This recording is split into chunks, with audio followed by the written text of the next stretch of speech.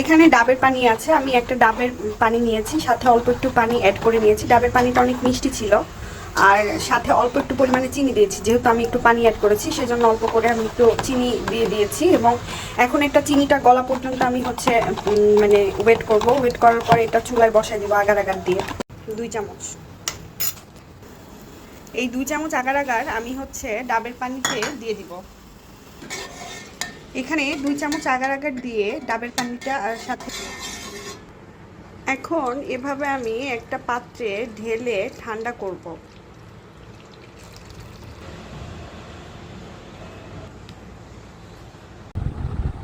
আধা ঘন্টা নর্মাল টেম্পারেচারে রাখার পর যখন ঠান্ডা হয়ে গিয়েছিল তখন আমরা আবার এটাকে ফ্রিজে রেখেছিলাম 30 মিনিটের জন্য।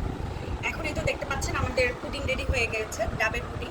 এখন আমরা এটাকে হচ্ছে প্লেটে নিব, তো সাথে থাকুন। এই যে দেখতে পাচ্ছেন আমাদের টেস্টি টেস্টি পুডিং। এই যে দেখতে পাচ্ছেন আমাদের টেস্টি ইয়াম্মি স্বাস্থ্যকর একটা রেসিপি রেডি হয়ে গেল। এখন আমরা এটা টেস্ট করব কেমন হয়েছে খেতে। Check. Mamma, get the stuff. Sapasko. দেখতে দেখতে পান্দর হয়েছে পুডিংটা, খেতে নিশ্চয়ই আরও মজা হবে। খুব সুন্দরভাবে